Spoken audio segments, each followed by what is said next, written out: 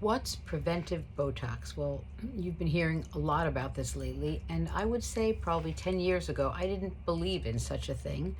And I've changed my mind over the course of time, mostly out of watching my own children grow and resemble my husband and me more and more. And I think it's important to understand what Botox does versus what fillers do in order to figure out why preventive Botox is not such a bad idea. Fillers are injected and they fill an area, they fill a line, they give you some volume, and then they go away and you go back to where you were when you started. Think of it like coloring your hair. You dye your hair, it grows in whatever color it is, and then you start the process all over again, but nothing actually happens to your hair per se. When we inject Botox, it's a neuromodulator and it affects the way the muscles move.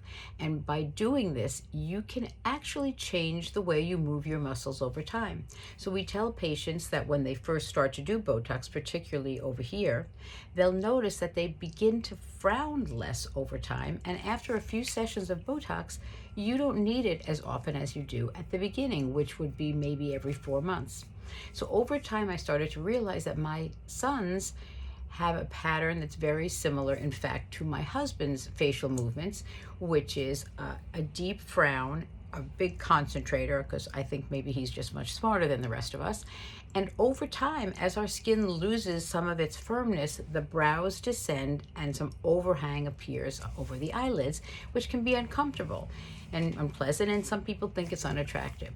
Well, putting Botox in this area where these muscles, your frown muscles, pull so forcefully, putting Botox in that area early on in life, I don't mean at age 5, but perhaps in your late 20s, early 30s, will help stave off depressed, descended brows.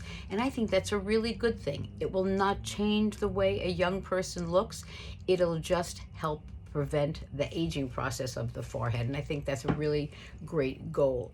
Think of it like starting to exercise when you're young. It's much harder to get into shape when you're 50 or 60 than it is if you started when you were a young person. So I think it's a good way of looking at what we now call preventive Botox. And I do think it's worthwhile for the right person.